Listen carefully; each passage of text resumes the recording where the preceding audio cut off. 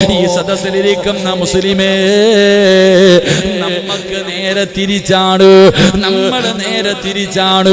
നമുക്ക് ആഖിറത്തിനെ വല്ലാത്ത വെറുപ്പാ. മരണമോ ഖബറോ പരലോകമോ മഹ്ശറയോ സിറാത്തോ മീസാനോ നരകമോ പറയുന്നത് തന്നെ നമുക്ക് ഇഷ്ടമല്ല.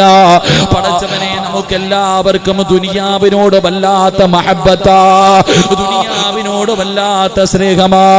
എങ്ങനെയും കുറെ പണമുണ്ടാക്കണം, കൊട്ടാരങ്ങൾ പണിയണം, അടിച്ചു പൊളിച്ച് നടക്കണം, അധികാരങ്ങളിൽ നമുക്കെത്തണം.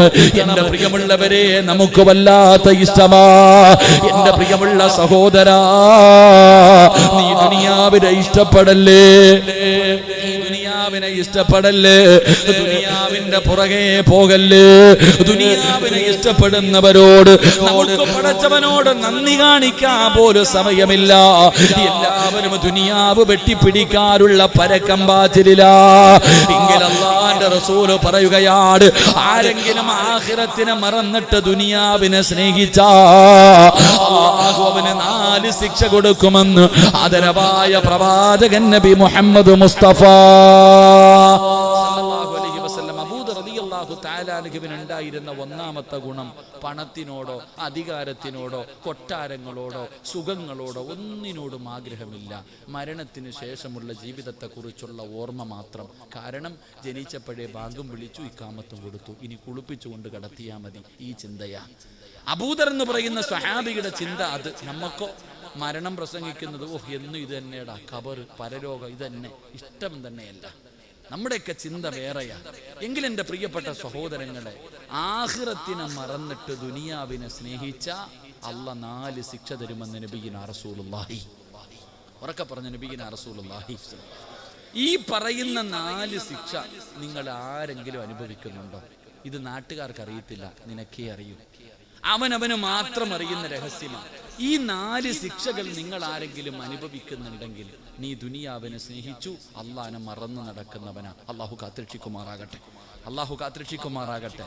1, എൻ്റെ പ്രിയമുള്ള സഹോദരങ്ങളെ, ഒരു കാലത്തും നിന്റെ ദുഃഖം മാറത്തില്ലെന്ന് നബി മുഹമ്മദ് മുസ്തഫ.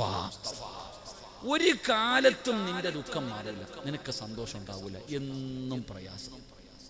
എടാ, എന്ന് നോക്കിയാലും ആവലാതിയും പരാതിയും ഇത് മാത്രമേ ഉള്ളൂ. ഒരു കാലത്തും നിന്റെ ദുഃഖം മാറത്തില്ല. കാരണം നീ അള്ളാഹനെ മറന്നപ്പോ അള്ളാഹ് നിനക്ക് തന്ന ശിക്ഷയാ. അള്ളാഹു കാക്കുമാറാകട്ടെ, അള്ളാഹു കാക്കുമാറാകട്ടെ. 2, ഒരിക്കലും തീരൂല നിന്റെ ജോലി, ഒരിക്കലും തീരൂല. എടാ, ഉറങ്ങാൻ സമയമില്ല, ഭക്ഷണം കഴിക്കാൻ സമയമില്ല, കെട്ടിയ പെണ്ണിന്റെ കൂടെ പോയി കിടന്ന് ഒരു രാത്രി സമാധാനത്തോടെ ഉറങ്ങാൻ സമയമില്ല, സ്വന്തം മക്കളെ സ്നേഹിക്കാനോ കൂടെ നടക്കാനോ സമയമില്ല, ഇബാദത്ത് ചെയ്യാൻ സമയമില്ല, ഒന്നിനും നിനക്ക് സമയം ഉണ്ടാവില്ല. മരിക്കണ കാലം വരെ എപ്പോഴും ബിസി, എപ്പോ നോക്കിയാലും ബിസി ബിസി ബിസി ബിസി തന്നെ. മരിക്കണ കാലം വരെ, മരണസമയം വരെ നിനക്ക് ബിസി തന്നെ ആയിരിക്കും. അത് അല്ലാഹ് നിനക്ക് തന്നിരിക്കുന്ന ശിക്ഷയാ. അള്ളാഹു കാക്കുമാറാകട്ടെ, അള്ളാഹു കാക്കുമാറാകട്ടെ.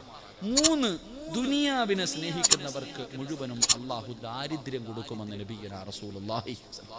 ദാരിദ്ര്യം. ഉസ്താദ്, എന്തേ ഉസ്താദെ, എല്ലാവരും നേരെയായി, ഞാൻ മാത്രം ഇങ്ങനെ ആയിപ്പോയി.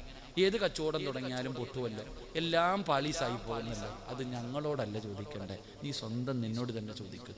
അത് അല്ലാഹ് നിനക്ക് തന്നിരിക്കുന്ന പണിയാ, നിനക്ക് റബ്ബ് തന്നിരിക്കുന്ന ശിക്ഷയാ. അള്ളാഹനെ മറന്നതിന് അള്ളാഹു ഈമാൻ നൽകുമാറാകട്ടെ. 4, നിന്റെ അത്യാഗ്രഹം ഒരു കാലത്തും തീരൂല. എത്ര കിട്ടിയാലും എത്ര നിനക്ക് ലഭിച്ചാലും നിന്റെ ആർത്തി തീരൂല എന്ന് നബിയുനാ റസൂലുള്ളാഹി. ഈ 4 ശിക്ഷ ദുനിയാവിനെ സ്നേഹിക്കുന്നവർക്ക് അല്ലാഹ് കൊടുത്തതാണ്. അതുകൊണ്ട് എൻ്റെ പ്രിയമുള്ളവരെ, അബൂദർ എന്ന് പറയുന്ന സഹാബിയുണ്ടല്ലോ, ആ സഹാബിക്ക് പടച്ചവനെ ദുനിയാവിനോട് വല്ലാത്ത വെറുപ്പ്, ഒന്നിനോടും ആർത്തിയില്ല. പടച്ചവനെ പാവപ്പെട്ടവനാണ്. എന്തെങ്കിലും തന്റെ കയ്യിൽ കിട്ടിയാൽ നേരം കിടന്നുറങ്ങുന്നതിന് മുമ്പ് പാവങ്ങൾക്ക് കൊടുക്കുമായിരുന്നു. ഒരു കാരയ്ക്ക് കിട്ടിയാൽ അതിന്റെ പകുതി പാവങ്ങൾക്കാ. ഇതുപോലെ ജീവിച്ചവനാണ് അബൂദർ എന്ന് പറയുന്ന സ്വഹാബി. അല്ലാഹുവേ, പടച്ചവനെ, ആരെങ്കിലും പണം കൂട്ടി വെക്കുന്നത് കണ്ടാൽ, വലിയ വലിയ കൊട്ടാരങ്ങൾ പണിയുന്നത് കണ്ടാ, അബൂദർ ഗഫാരി റളിയല്ലാഹു തആല അൻഹു അവിടെ ചെന്നിട്ട് പറയും, ഇതെല്ലാം നാളെ പരലോകത്ത് വരുമ്പോ അല്ലാഹു തീയായി നിന്റെ കഴുത്തിൽ തൂക്കിയിട്ട് തരുമടാ. ഇത് നീ ചുമന്നുകൊണ്ട് പറഞ്ഞുകൊണ്ട് നടക്കേണ്ടി വരുമടാ. അബൂദർ എന്ന് പറയുന്ന സ്വഹാബി പറഞ്ഞുകൊണ്ട് നടക്കുമായിരുന്നു. പക്ഷേ എന്റെ പ്രിയപ്പെട്ട മുസ്ലിമേ, ഇന്നെല്ലാവർക്കും പണത്തിനോട് വല്ലാത്ത ആർത്തിയാണ്, പണത്തിനോട് വല്ലാത്ത സ്നേഹമാണ്. ഹറാമും ഹലാലും നോക്കാറില്ല. എങ്ങനെയാണ് പെട്ടെന്ന് പണമുണ്ടാക്കാൻ കഴിയുന്നത്? ഏത് വളഞ്ഞ വഴിയിലൂടെയും പണമുണ്ടാക്കാൻ കിടന്ന് പരക്കം പായുകയാ. അതിനല്ലേ പലിശ കച്ചവടം നടത്തുന്നത്, അതിനല്ലേ പടച്ചവനെ കഞ്ചാവ് കച്ചവടം നടത്തുന്നത്, അതിനല്ലേ പടച്ചവനെ വളഞ്ഞ വഴിയിലൂടെ പല വൃത്തികേടുകളും ചെയ്യാ തയ്യാറാകുന്നത്. എങ്ങനെ എന്റെ പ്രിയമുള്ള സഹോദരാ, മുത്തുനബി പറഞ്ഞതെന്തെന്നറിയുമോ? പലിശ കച്ചവടം നടത്തുന്നവരോട്, ലോട്ടറി എടുക്കുന്നവരോട്, ആവശ്യമില്ലാത്ത വഴിയിലൂടെ ഹറാമിലൂടെ പണമുണ്ടാക്കുന്നവരോട് അല്ലാഹുവിന്റെ റസൂല് പറഞ്ഞതെന്തെന്നറിയോ?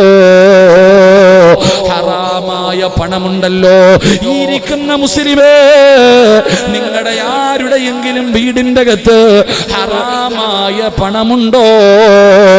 അല്ലാഹു നിന്റെ ആയുസ് കുറച്ച് കളയുമടാ ചെറുപ്പക്കാരാ. പാപ്പാ, നിന്റെ ആയുസ് അല്ലാഹു വെട്ടി ചുരുക്കും. പാപ്പാ, പെങ്ങളെ പെങ്ങളെ പെങ്ങളെ, നിന്റെ ഭർത്താവിനോ നിന്റെ മക്കൾക്കോ ഹറാമായ പണമുണ്ടാക്കുന്ന ഒരു ഗുണമുണ്ടെങ്കിൽ തിരുത്തിക്കോ, ഇല്ലെങ്കിൽ നീ വിധവയായി പോകുമെന്ന് നബി മുഹമ്മദ് മുസ്തഫ സല്ലല്ലാഹു അലൈഹി വസല്ലമ തങ്ങൾ പറയുമ്പോൾ ഹറാമും ഹലാലും എന്ന് അധികം പേരും നോക്കാറില്ല. എങ്ങനെയും പണമുണ്ടാക്കിയാ മതിയല്ലോ. പ്രത്യേകിച്ച് പെണ്ണുങ്ങൾക്ക് പണത്തിനോട് ഇത്തിരി ആർത്തി കൂടുതലാ. പെണ്ണുങ്ങൾക്ക് പണത്തിനോട് ഇത്തിരി ആർത്തി എന്റെ സഹോദരിമാരിലെ ചിലർക്ക് ഇത്തിരി കൂടുതലാ. എങ്കിലും പെങ്ങളെ, നിങ്ങൾക്ക് ആർക്കെങ്കിലും സ്വർഗം വേണോ?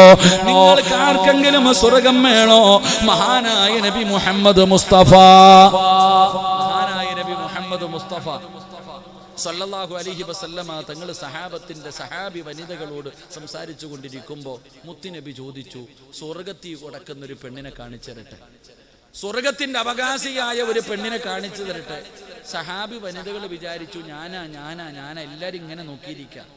അള്ളാഹുവിന്റെ റസൂൽ സല്ലല്ലാഹു അലൈഹി വസല്ലമ തങ്ങള് ഒരു വിറക് വെട്ടുകാരന്റെ ഭാര്യ ഇങ്ങനെ നടന്നു പോന്നു. അതുകൊണ്ട് ആ പോകുന്ന പെണ്ണ് സ്വർഗത്തിലാ, ആ പോകുന്ന പെണ്ണ് സ്വർഗത്തിലാ.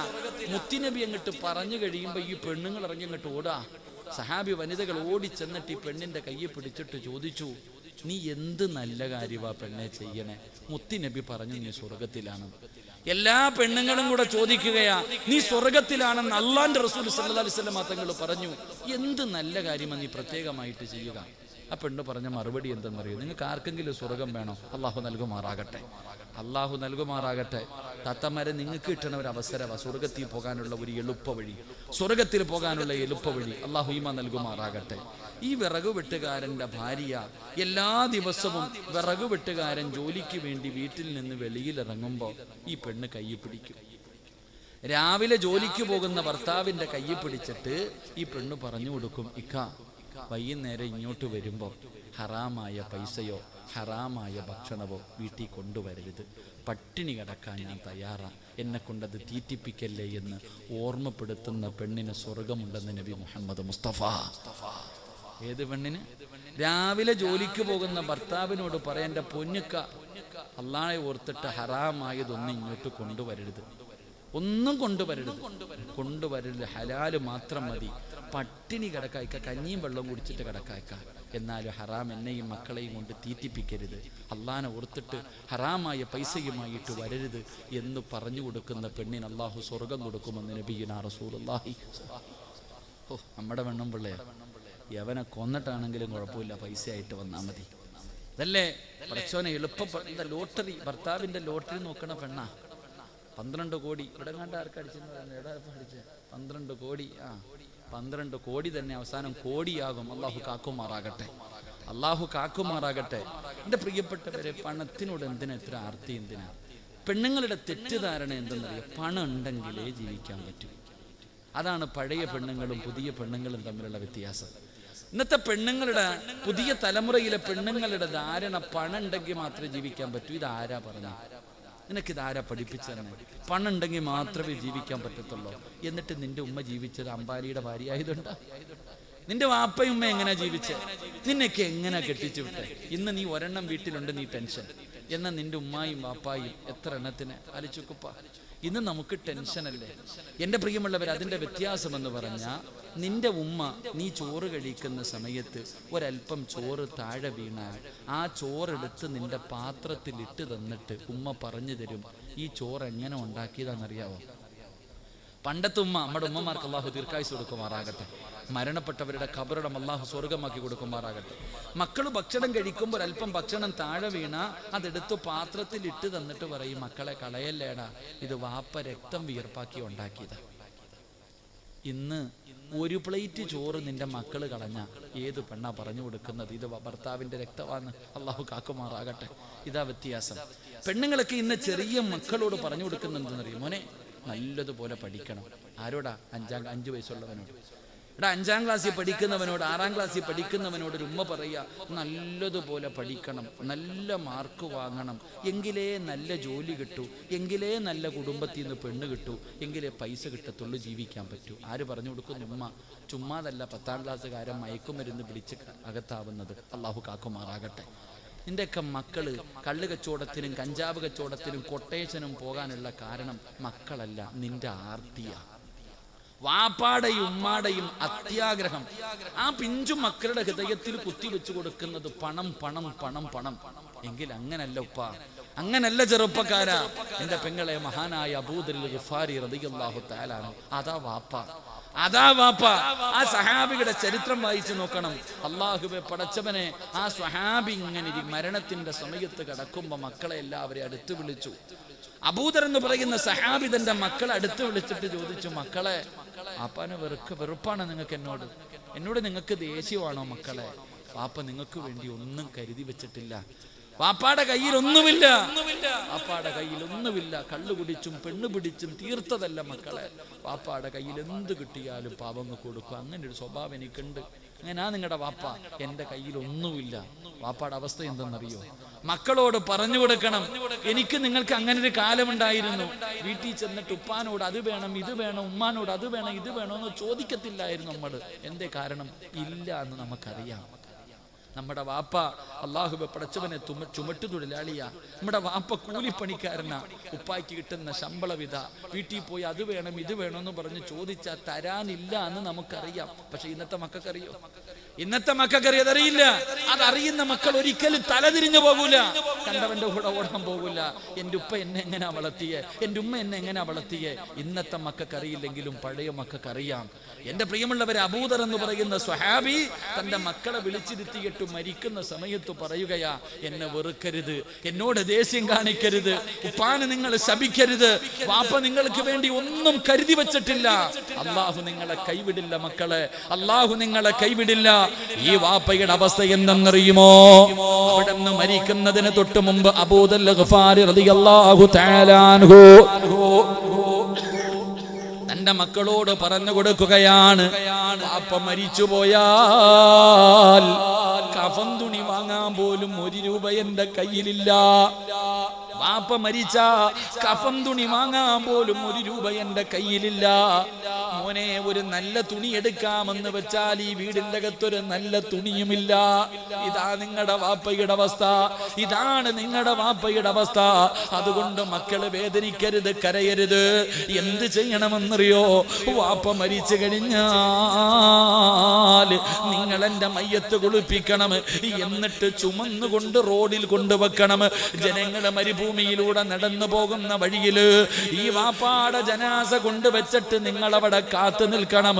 ഉംറ കഴിഞ്ഞു മടങ്ങി വരുന്ന ആരെയെങ്കിലും കണ്ടാ അവരോട് പറയണം, ഈ കിടക്കുന്നത് അല്ലാഹുവിന്റെ പ്രവാചകന്റെ സ്വഹാബിയാ. കഫൻ തുണിയുമില്ല, വാങ്ങാ പൈസയുമില്ല. നിങ്ങളുടെ കയ്യിലിരിക്കുന്ന ഇഹ്റാമിന്റെ വസ്ത്രത്തില് എന്റെ വാപ്പാടെ ജനാസയൊന്ന് കഫം പൊതിഞ്ഞിട്ട് കബറടക്കാ പറഞ്ഞാ മതി മക്കളെ. അബൂദർ എന്ന് പറയുന്ന സ്വഹാബി പറഞ്ഞു കൊടുക്കുകയാണ്. അവസാനം അവിടെ നിന്ന് മരണപ്പെട്ടു. മക്കള് വാപ്പാനെ കുളിപ്പിച്ചു, ജനാസ എടുത്തുകൊണ്ട് വഴിയിൽ കൊണ്ടുവച്ചിട്ട് കാത്തു നിൽക്കുകയാണ്. ഒരുപാട് സമയം കാത്തു നിന്നു. അവസാനം ഉംറ കഴിഞ്ഞു വരുന്നവരെ കണ്ടപ്പോ അവരോട് പറഞ്ഞു, അല്ലാഹുവേ, ഒരു സംഘം ഇങ്ങനെ വരികയാണ്. ആരാണ് സംഘത്തിന്റെ അമീർ? മഹാനായ സൽമാനുൽ ഫാരിസി റളിയല്ലാഹു തആല അൻഹു. അവിടെ ഒന്ന് പറഞ്ഞു, ഈ കിടക്കുന്നത് മുത്തുനബിയുടെ സ്വഹാബിയാണ്, ഞങ്ങളുടെ വാപ്പയാണ്. കഫൻ തുണി വാങ്ങാൻ പൈസയോ തുണിയോ ഇല്ല. നിങ്ങളുടെ കയ്യിലിരിക്കുന്ന ഇഹ്റാമിന്റെ വസ്ത്രം കൊണ്ട് ഞങ്ങളുടെ വാപ്പാനെ ഒന്ന് പൊതിഞ്ഞിട്ട് കബറടക്കണേ. അല്ലാഹുവേ, അവിടെ നിന്ന് മക്കളെ കരഞ്ഞുകൊണ്ട് പറയുമ്പോ സൽമാൻ തങ്ങൾക്ക് അത്ഭുതമായ കഫൻ തുണി വാങ്ങാൻ പോലും പൈസ ഇല്ലാത്ത ഈ സഹാബി ആരാണ് നബിയേ? ആരാണ് പടച്ചവരെ? അതാ മുന്നിലേക്ക് കടന്നു ചെന്നു. തുണിയങ്ങ് ഉയർത്തുമ്പോ മഹാനായ അബൂദറുൽ ഗഫാരി, സദഖ റസൂലുള്ളാഹ്, സദഖ റസൂലുള്ളാഹ്.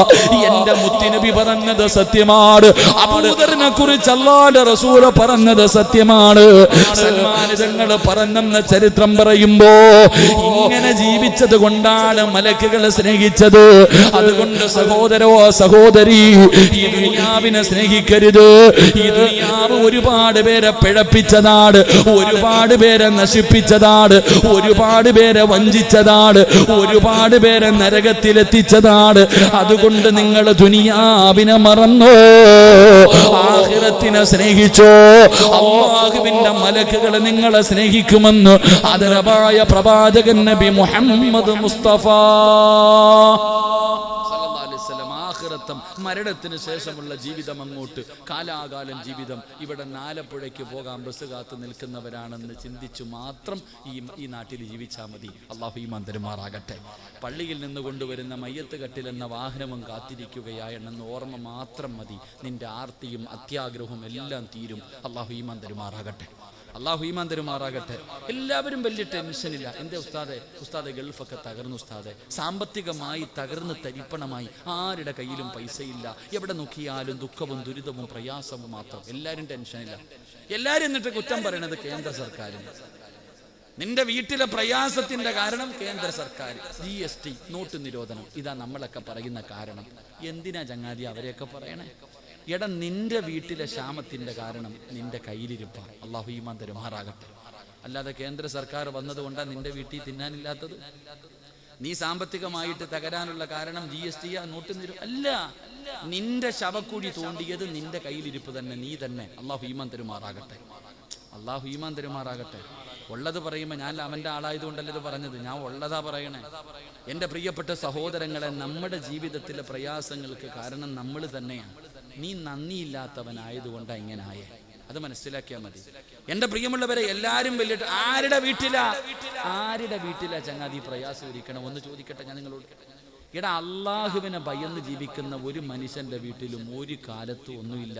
കേന്ദ്ര സർക്കാരല്ല, ഈ ഇന്ത്യ മഹാരാജ്യം ആര് ഭരിച്ചാലും, ഇനി ആരുടെയൊക്കെ വീട്ടിൽ ദാരിദ്ര്യമുണ്ടായാലും, സാക്ഷാൽ അംബാനിയുടെ വീട്ടിൽ ദാരിദ്ര്യമുണ്ടായാലും, ചില ആൾക്കാരുടെ വീട്ടിൽ തിന്നാൻ ഭക്ഷണം മുടങ്ങില്ല എന്ന് നബിയുനാ റസൂലുള്ളാഹി. ഞാൻ ഒരു കാര്യം പറയാം, ലോകത്ത് ആരുടെയൊക്കെ വീടിൻ്റെ അകത്ത് ഭക്ഷണം തിന്നാൻ കിട്ടിയില്ലെങ്കിലും നിന്റെ വീടിൻ്റെ അകത്ത് മരിക്കുന്ന കാലം വരെ ഭക്ഷണം ഉണ്ടാകും. പട്ടിണിയില്ല, പരിവട്ടമില്ല, ഒരുത്തൻ്റെ മുന്നിലും തെണ്ടാൻ പോകണ്ട. മരിക്കുന്ന കാലം വരെ നിന്റെ വീടിൻ്റെ അകത്ത് റിസ്ക്കുണ്ടാകും. അള്ളാഹു നമുക്ക് ഈമാൻ നൽകുമാറാകട്ടെ. അള്ളാഹു ഈമാൻ നൽകുമാറാകട്ടെ. എന്ത് ചെയ്യണമെന്നറിയോ? ഒറ്റ കാര്യം ചെയ്താൽ മതി. ഒരു കാര്യം നീ നിന്റെ ജീവിതത്തിൽ ചെയ്താൽ മരിക്കുന്ന കാലം വരെ നിന്റെ വീടിൻ്റെ അകത്തൊരു പ്രയാസവും ഉണ്ടാകില്ല. അള്ളാഹു ഈമാൻ തരുമാറാകട്ടെ. അള്ളാഹു ഈമാൻ തരുമാറാകട്ടെ. ചെയ്യുവോ? ചെയ്യാമോ? നിനക്ക് വേണമെങ്കിൽ ചെയ്യും, എനിക്ക് ആവശ്യമൊന്നുമില്ല. എൻ്റെ കാര്യം ഞാൻ നോക്കാം. നിങ്ങളുടെ ആരുടെയെങ്കിലും വീടിൻ്റെ അകത്ത് മരിക്കുന്ന കാലം വരെ നിനക്കും പെണ്ണും പിള്ളയ്ക്കും മക്കൾക്കും പട്ടിണിയില്ലാതെ ജീവിക്കണമെങ്കിൽ ഒരേ ഒരു കാര്യം ചെയ്താൽ മതി. അള്ളാഹു ചെയ്യാൻ ഭാഗ്യം തരുമാറാകട്ടെ. മനസ്സുള്ളവരൊക്കെ ഒന്ന് കൈവക്കിക്ക്. ഇല്ലെങ്കിൽ പള്ളിയുടെ മുന്നിൽ പോയിരുന്ന് പൊക്കണ്ടവരും. ഇങ്ങനെ പള്ളിയുടെ മുന്നിൽ പോയിരുന്നിട്ട് ഇങ്ങനെ നീട്ടേണ്ടി വരും. ഇങ്ങനെ പൊക്ക്. അള്ളാഹു നമുക്ക് ഈമാൻ നൽകുമാറാകട്ടെ. അള്ളാഹു ഈമാൻ നൽകുമാറാകട്ടെ. താത്താമാർക്കൊരു മടിയുണ്ട്, ഇങ്ങനെ ഇനി പൈസ വല്ലതും പിരിക്കാൻ പോവാണോ അല്ല, വീടിന്റെ പ്രമാണം വല്ലതും ചോദിക്കുമല്ല, എനിക്കൊന്നും വേണ്ട നിങ്ങളുടെ ആരുടെയൊന്നും. എൻ്റെ പ്രിയമുള്ളവരെ, ഒറ്റ കാര്യം ചെയ്താൽ മതി, അള്ളാഹു ചെയ്യാൻ ഭാഗ്യം തരുമാറാകട്ടെ. ചെയ്യുവോ? പറ ചങ്ങാതി, ഒരു സന്തോഷം. നിങ്ങൾ മരിച്ചു വിട്ടിരിക്കണോ ഇരിക്കണം, എന്താ പറ, ചെയ്യുവോ? ഒരു ഇൻഷാ അല്ലാഹ് ഉറക്കെ പറഞ്ഞ്.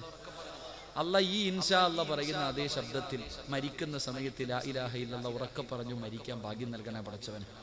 ഒരു ഇൻഷാ അല്ലാഹ് പറഞ്ഞ് പോരാ, ഒന്നുകൂടെ. അൽഹംദുലില്ലാഹ്, അല്ലാഹു ഈമാൻ നിലനിർത്തുമാറാകട്ടെ. അംബാനിയുടെ വീട്ടിൽ ദാരിദ്ര്യം ഉണ്ടെങ്കിലും നിന്റെ കൂരയിൽ ഒരു കാലത്തും ദാരിദ്ര്യം ഉണ്ടാകില്ല. അതിന് ചെയ്യേണ്ടത് ഒരേ ഒരു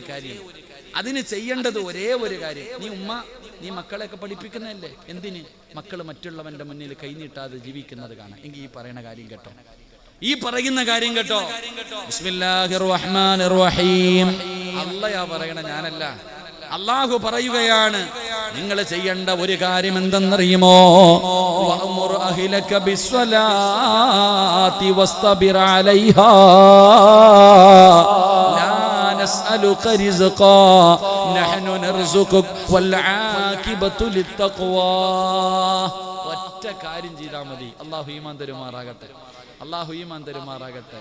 ചെയ്യേണ്ടത് എന്തെന്നറിയോ? നീയും നിന്റെ ഭാര്യയും നിന്റെ മക്കളും 5 നേരം നിസ്കരിച്ചാൽ മതി. മരിക്കുന്ന കാലം വരെ തിന്നാനുള്ള ഭക്ഷണം അള്ളാഹു തരുമെന്ന് അള്ളാഹുവിന്റെ വിശുദ്ധ ഖുർആൻ. അള്ളാഹു ഈമാൻ തരുമാറാകട്ടെ. ആര് തരും? അല്ലാഹ്. എന്ത് ചെയ്യണം? നിസ്കരിക്കാറുണ്ടോ? നിങ്ങളൊക്കെ നിസ്കരിക്കുന്നവരാ, നല്ലവരാ, ഇല്ലെന്ന് ഞാൻ പറയണില്ല. നിന്റെ പെണ്ണുമ്പിള്ള നിസ്കരിക്കോ? അപ്പ നിങ്ങളുടെ മക്കൾ എന്തേ, അവർക്കൊന്നും നിസ്കാരം നിർബന്ധമില്ലേ? 7 വയസ്സുള്ളവനോട് നിസ്കരിക്കാൻ കൽപ്പിക്കണം. 10 വയസ്സായിട്ട് നിസ്കരിക്കാത്തവന് എന്ത് ചെയ്യണം മക്കളെ? എന്ത് ചെയ്യണം? അടിക്കണം. നിസ്കരിക്കാത്തതിന്റെ പേരിൽ മക്കളെ തല്ലിയ വാപ്പ ഉണ്ടെങ്കിൽ ഒന്ന് കൈപൊക്കിക്കേ, ഞാൻ ഒന്ന് കാണട്ടെ. ആരെങ്കിലും പൊക്കുപ്പ, ഒരാളെങ്കിലും, നിങ്ങൾ ആരെങ്കിലും ഒന്ന് പൊക്കിക്കേ. നിസ്കരിക്കാത്തതിന്റെ പേരിൽ മക്കളെ തല്ലിയ ഉമ്മ. ഈ കൈവക്കാത്തവരുടെയൊക്കെ മക്കൾ 5 നേരം പള്ളിയിൽ പോയി നിസ്കരിക്കുന്നവരാണെന്ന് ഞാൻ വിശ്വസിക്കണമെങ്കിൽ ഞാൻ അല്ല. എടാ, ഇരിക്കണ എല്ലാവരുടെയും മക്കൾ 5 നേരം നിസ്കരിക്കുന്നവരാണെന്ന് വിശ്വസിക്കാൻ ഞാൻ പൊട്ടന? ഞാനും ചോറല്ലേ തിന്നണേ? അല്ലാഹു ഈമാൻ തരുമാറാകട്ടെ. പറ, അല്ലാഹു ഈമാൻ തരുമാറാകട്ടെ. 5 നേരം കിട്ടി നിസ്കരിച്ചാലേ, ഇത് ഖുർആൻ സൂറത്തു ത്വാഹ, ഞാൻ പറഞ്ഞതല്ല, പോയി എടുത്തു നോക്കിയോ. വഅ്മുർ അഹ്ലക ബിസ്സലാത്തി വസ്തബിർ അലൈഹാ ലാ നസ്അലുക റിസ്ഖാ നഹ്നു. അല്ലാഹു പറയാ, എടാ നീ റിസ്ഖും തേടിയിട്ട് നടക്കണ്ടടാ, ഞാൻ തരാം. ഞാനല്ലേ റബ്ബ്, ഞാനല്ലേ നിന്നെ പടച്ചേ. എടാ ഞാൻ തരാം, നീ തേടി നടക്കണ്ടടാ. നീ എന്തിനാണ് ഓടുന്നേ? നീ പള്ളിയിൽ പോകാത്ത എന്തേ? എടാ, ഇവിടത്തെ പള്ളിയുടെ മുന്നിലല്ലേ നിന്റെ കടയിരിക്കുന്നേ, നീ പള്ളിയിൽ പോകാത്ത എന്തേ? ഉസ്താദെ, നിസ്കരിക്കാൻ വേണ്ടി പള്ളിയിൽ കയറിയ ഒരു കസ്റ്റമർ വന്നാൽ കച്ചവടം നഷ്ടപ്പെടുമല്ലോ. ന്യായം. അല്ല, ഞാൻ പള്ളിക്കകത്തേക്ക് നിസ്കരിക്കാൻ പോകുന്ന സമയത്ത് ഒരുത്തം വന്നാൽ കടയിലെ കച്ചവടം പോയി, പൈസ പോയി, അതുകൊണ്ട് ഞാൻ പോകുന്നില്ല. അള്ളാഹുവേ, നീ അപ്പൊ നിനക്ക് അത്രയും ചെറുതായി പോയ അല്ലാ, അതുകൊണ്ടാണ് നിന്നെ അള്ളാഹ് യതീം കാനലാക്കിയത്. ലഇൻ ശകർതും ലഅസീദന്നകും വലഇൻ കഫർതും ഇന്ന അദാബി ലശദീദ്. ഈച്ചയടിച്ച് കടക്കകത്തിരിക്കാനുള്ള കാരണം അത് തന്നെയാ. അള്ളാഹു ഈമാൻ തരുമാറാകട്ടെ. എടാ, അള്ളാഹ്ക്ക് തരാനും അറിയാം, നിന്നെ കൊണ്ട് പിച്ച എടുപ്പിക്കാനും റബ്ബിന് കഴിവുണ്ട്. അള്ളാഹു കാക്കുമാറാകട്ടെ. അതുകൊണ്ട് അള്ളാഹ് പറയാ, 5 നേരം നിസ്കരിക്കുമ്മ. സ്കൂളിൽ പോകുന്ന മക്കളോട് ഒരു പേപ്പർ എടുത്ത് വെക്കണം. സ്കൂളിൽ പോകുന്ന മക്കളുടെ ബാഗിന്റെ അകത്ത് ഒരു പേപ്പർ എടുത്ത് വെക്കണം. എന്തിനാണെന്നറിയോ? എന്നിട്ട് പറയണം, മോനെ, ആ ചോറുണ്ണാൻ വിടുന്ന സമയത്ത് ഏതെങ്കിലും മൂലയിൽ പോയിട്ടൊരു 4 റക്അത്ത് നിസ്കരിക്കട്ടാ, പറഞ്ഞു കൊടുക്കണം. അതാ സ്കൂള് വിട്ട് 3:30 വീട്ടിൽ വരുന്ന മകളോട് ആദ്യം പറയേണ്ടത് കാന അടിക്കാനല്ല, പോയി നിസ്കരിക്കടി, ഒളിവെടുത്തിട്ട് ളുഹർ ഖളാ ആക്കാതെ നിസ്കരിക്ക് എന്ന് പറഞ്ഞു കൊടുത്താ മരിക്കണ കാലം വരെ റബ്ബ് നിനക്ക് റിസ്ക് തരും. അല്ലാഹു ഈമാൻ തരുമാറാകട്ടെ. ആര് തരും? അപ്പൊ ചോദിക്കും, ഉസ്താദ്, അപ്പൊ നാളെ മുതൽ ഞാൻ ജോലിക്കൊന്നും പോകണ്ട, മഞ്ഞു സൽവ ഇറങ്ങി വരുമോ? അപ്പൊ നാളെ മുതൽ ഞാൻ വീടിന്റെ അകത്ത് തന്നെ ഇരുന്ന എന്റെ ഭാര്യക്കും മക്കൾക്കും ആര് കൊടുക്കും? അല്ല കൊടുക്കോ? ഇതാ ചോദ്യം.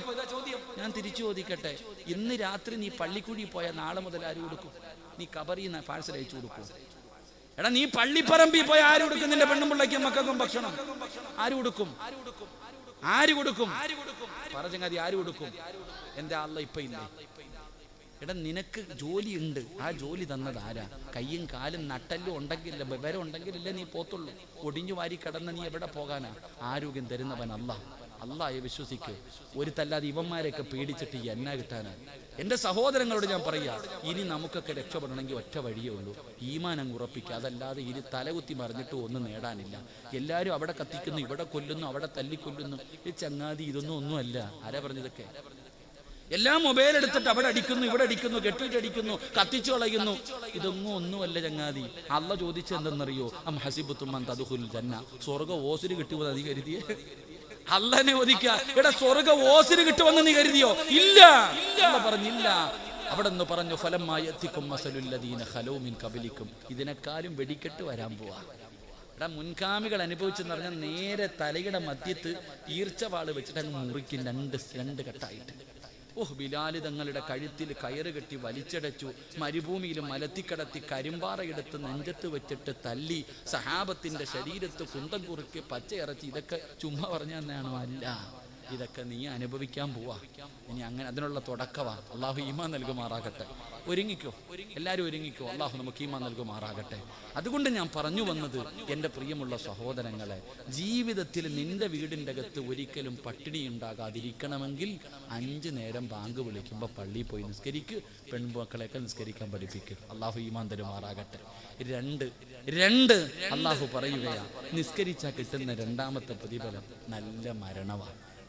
ഉസ്താദേ, എൻ്റെ വാപ്പ മരിച്ചത് വെള്ളിയാഴ്ച രാവിലെ. ഉസ്താദ, എൻ്റെ ഉമ്മ, അള്ളാഹുവേ, ഞാൻ സംസം വെള്ളം വായിൽ ഒഴിച്ചു കൊടുത്തപ്പോൾ എൻ്റെ മുഖത്ത് നോക്കി ചിരിച്ചിട്ട് ലാ ഇലാഹ ഇല്ലല്ലാഹ് പറഞ്ഞിട്ടാ എൻ്റെ ഉമ്മ മരിച്ചേ.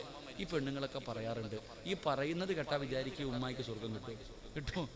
എടാ, എൻ്റെ വാപ്പ വെള്ളിയാഴ്ച രാവിലെ മരിച്ച എൻ്റെ വാപ്പായ്ക്കാണോ സ്വർഗം കിട്ടുന്നത്? എനിക്കാണോ കിട്ടുന്നത്? ആർക്കാ കിട്ടുക? പറ ചങ്ങാതി, ആർക്കാ കിട്ടുക? വാപ്പായ്ക്ക്. ഞാൻ പറഞ്ഞുകൊണ്ട് കിടന്നിട്ട് എനിക്ക് വല്ലതും കിട്ടുമോ? ഒന്നും കിട്ടൂല, എനിക്കൊന്നും കിട്ടാനില്ല. പക്ഷെ കിട്ടണമെങ്കിൽ ഞാൻ ആ വാപ്പയുടെ മകനെ പോലെ, വാപ്പ പോയതിനെക്കാളും നല്ലതുപോലെ പോകണം. അള്ളാഹു ഈമാൻ തരുമാറാകട്ടെ. അതുകൊണ്ട് അള്ള പറയുകയാ, പൈസ ചെലവൊന്നുമില്ല, പൈസ വേണ്ട, ഒന്നും വേണ്ട. ആർക്കാണ് നല്ല മരണം വേണ്ടത്? ഞാൻ തരാം. 5 നേരം നിസ്കരിക്ക്, നല്ല മരണം ഞാൻ തരാമെന്ന് അള്ളാഹുവിൻ്റെ വിശുദ്ധ ഖുർആൻ. വേണ്ടവർ വാങ്ങിച്ചിട്ട് പൊക്കോ പള്ളിപ്പറമ്പിൽ. അള്ളാഹു നല്ല മരണം നൽകുമാറാകട്ടെ, അള്ളാഹു നല്ല യാത്ര നൽകുമാറാകട്ടെ. അതുകൊണ്ട് ഞാൻ പറഞ്ഞു വന്നത്, അള്ളാഹുവിൻ്റെ മലക്കുകൾ സ്നേഹിക്കണമെങ്കിൽ 1ാമത്തെ കാര്യം, ഈ ദുനിയാവും പണവും അധികാരവും മോഹങ്ങളെല്ലാം ഇത് കളഞ്ഞു കഴിഞ്ഞാൽ അള്ളാന്റെ മലക്കിന്റെ കയ്യിൽ പിടിച്ച് സ്വർഗത്തിൽ പോകാം. അള്ളാഹു ഭാഗ്യം തരുമാറാകട്ടെ, അള്ളാഹു ഭാഗ്യം തരുമാറാകട്ടെ. 2, നിങ്ങൾക്ക് ബോറടിക്കണണ്ടാ?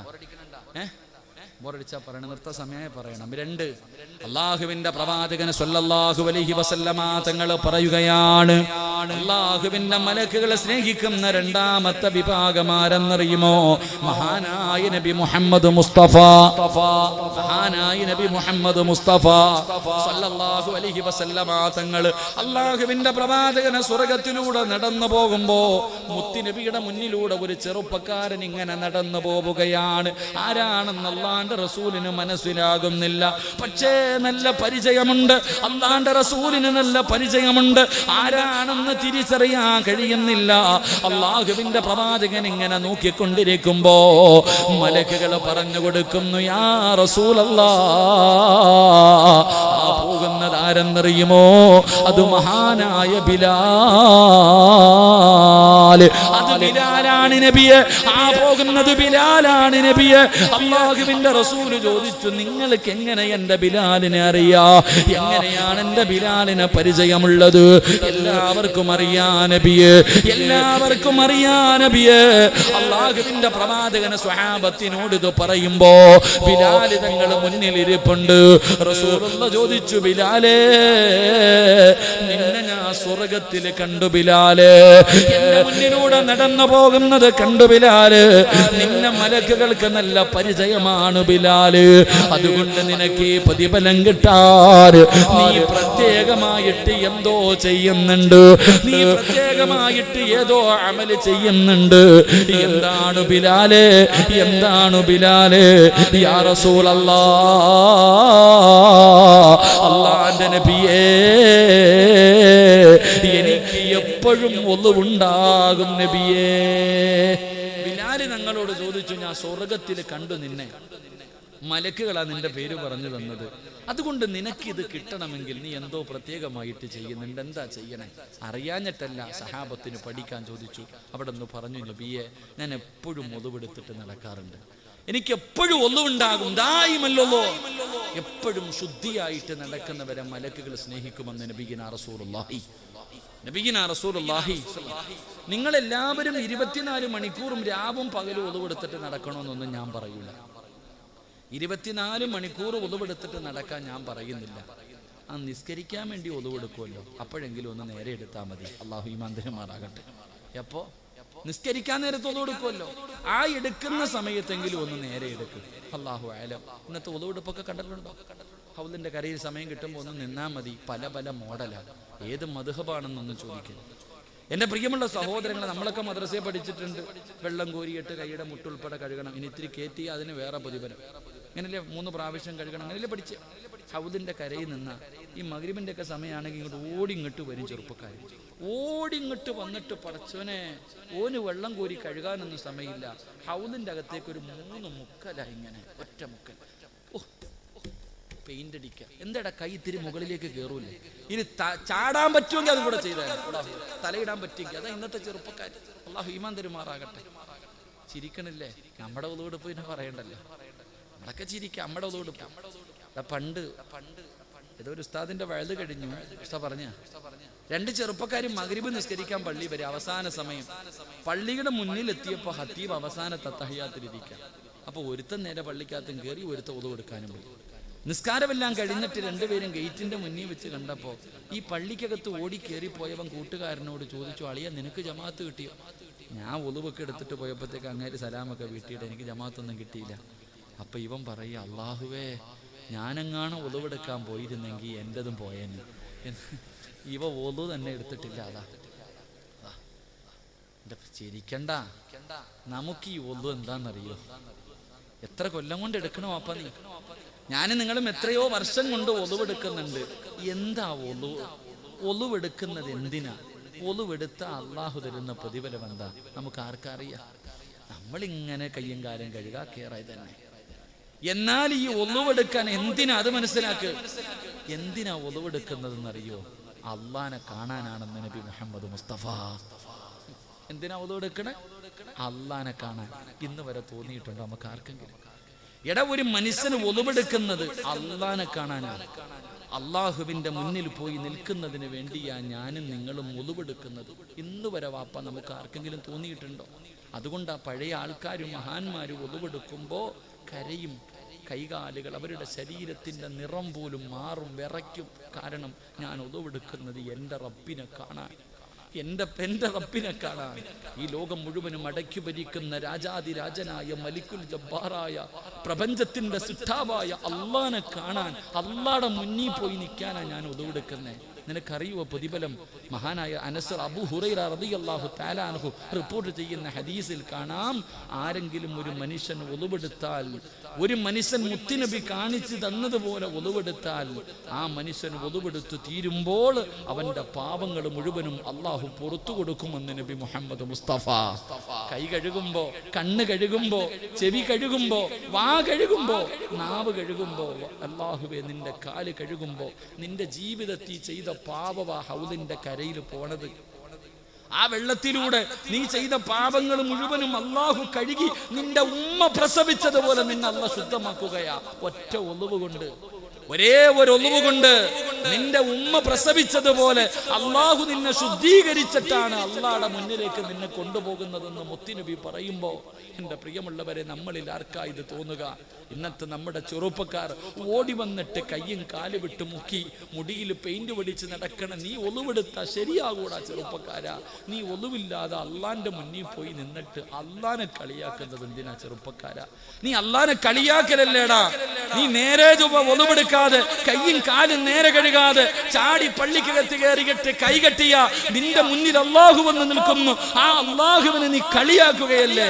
അള്ളാനെ കളിയാക്കിയ നീ രക്ഷപ്പെടുവോ? അള്ളാനെ കളിയാക്കിയ നീ രക്ഷപ്പെടുവോ ചെറുപ്പക്കാരാ? എടാ, അവസാനം മരിക്കാൻ കിടക്കുന്ന സമയത്ത് എല്ലാവരും നിന്റെ ചുറ്റുഭാഗത്ത് വന്ന് നിന്നിട്ട് പറയും, പറ മോനെ ലാ ഇലാഹ ഇല്ലല്ലാഹ്, അല്ല നിനക്ക് സ്വർഗം തരും, അല്ല നിനക്ക് സ്വർഗം തരും. ഇത് കേട്ടിട്ട് പറയാൻ വേണ്ടി ആഗ്രഹത്തോടു കൂടി നീ പറയാൻ ശ്രമിക്കുമ്പോ നിന്റെ നാവ് പൊങ്ങില്ലടാ, അള്ളാഹു നിന്നെ കളിയാക്കി കളയുമെന്ന് നബിയുനാ റസൂലുള്ളാഹി. അപ്പോഴേ നിനക്കതിന്റെ വേദന. അള്ളാഹു നിന്നെ അപ്പോഴും കളിയാക്കി കളയും. എന്റെ പ്രിയമുള്ളവരെ, അതുകൊണ്ട് ഒളിവെടുക്കുന്ന സമയത്ത് സൂക്ഷ്മത പുലർത്ത്. ഈമാനുള്ള ഒരു മനുഷ്യൻ, നിങ്ങൾക്ക് ആർക്കെങ്കിലും ഈമാനുള്ള ഒരു മനുഷ്യനെ കാണണോ? ആകവേ തടമ്പിലും താടിയിലും എന്ന കാര്യമില്ല. എന്റെ പ്രിയപ്പെട്ടവരെ, ഈമാനുള്ള ഒരു മനുഷ്യനെ കാണണോ? ഹൗദിന്റെ കരയിൽ നിൽക്ക്, ഒളിവെടുക്കുന്ന സ്ഥലത്ത് നിൽക്ക്. ഏതെങ്കിലും ഒരു മനുഷ്യനെ സൂക്ഷ്മതയോടുകൂടി ഒളിവെടുക്കുന്നത് കണ്ടാ ആ മനുഷ്യന് ഈമാനുള്ളതിന്റെ അടയാളമാണെന്ന് മഹാനായ ഇമാമുനാ ഗസാലി തങ്ങൾ പറയുകയാ. സമാധാനത്തോടുകൂടി ഒളിവെടുക്കുന്നത് ഈമാനുള്ളതിന്റെ അടയാളമാ. അതുകൊണ്ട് എന്റെ പ്രിയപ്പെട്ടവരോട് പറയുകയാണ്, ഏറ്റവും പ്രയാസമുള്ള സമയത്താണ് നല്ലതുപോലെ ഒളിവെടുക്കേണ്ടത്. തണുപ്പുള്ള രാത്രിയിൽ സുബഹിന്റെ സമയത്ത് എഴുന്നേൽക്കുമ്പോ വല്ലാത്ത തണുപ്പാണ്. റബ്ബേ, ഓടിച്ചെന്നിട്ട് പെട്ടെന്ന് ഒളിവെടുക്കല്ല്. ഏറ്റവും പ്രയാസമുള്ള സമയത്ത് വേണം നല്ലതുപോലെ ഒളിവെടുക്കാ. അങ്ങനെ നല്ലതുപോലെ ഒളിവെടുത്താ ഇസ്രാഫീൽ എന്ന മലക്ക് നാളെ സൂറെന്ന കാഹളത്തിലൂതുമ്പോ ഖബറിന്റെ അകത്ത് നിന്ന് എഴുന്നേറ്റ് പട്ടിയുടെയും പന്നിയുടെയും കഴുതയുടെയും പേപ്പട്ടിയുടെയും പിന്താലങ്ങളിൽ കൊടികുത്തി വെച്ച് ഇടഞ്ഞം നടന്ന മുഖതമലയോളം വലിപ്പമുള്ള വയറ് വലിച്ചുകൊണ്ട് കുഷ്ഠരോഗികളെ പോലെ 41 വിഭാഗത്തില് അള്ളാഹുവിന്റെ പ്രവാചകന്റെ സമുദായം നാളെ പടച്ച റബ്ബിന്റെ കോടതിയിലേക്ക് കടന്നു വരുമ്പോ എന്റെ പ്രിയമുള്ള ചെറുപ്പക്കാരാ,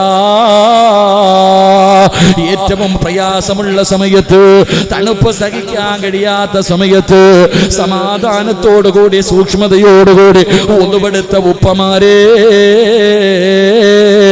നീ എങ്ങനെയാണ് വരുന്നതെന്നറിയുമോ? നാളെ ഖബറിന്റെ അകത്ത് നിന്ന് പടച്ച റബ്ബിന്റെ കോടതിയിലേക്ക് കടന്നു വരുമ്പോ ഏത് കോടതി എന്നറിയുമോ?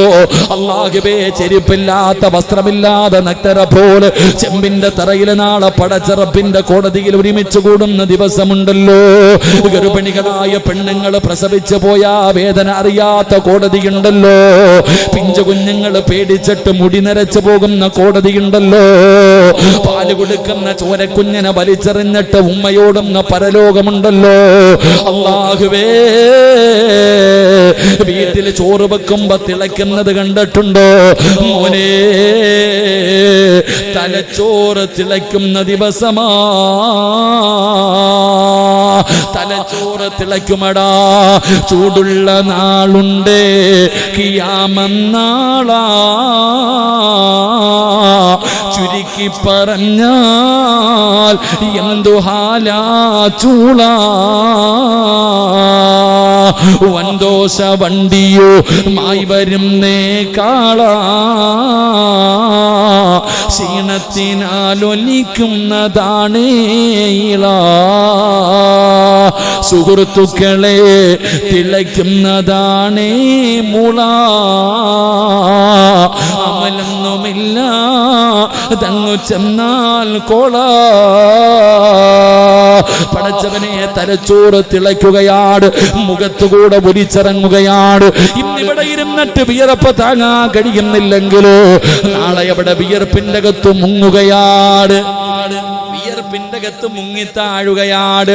ആ ഭയാനകമായ ദിവസത്തില് സൂക്ഷ്മതയോടുകൂടി ഒളിവെടുത്ത മനുഷ്യ, നിന്നെ അല്ലാഹ് അടുത്തേക്ക് വിളിക്കുകയാ. അല്ലാഹു നിന്നെ അടുത്തേക്ക് വിളിക്കുകയാ.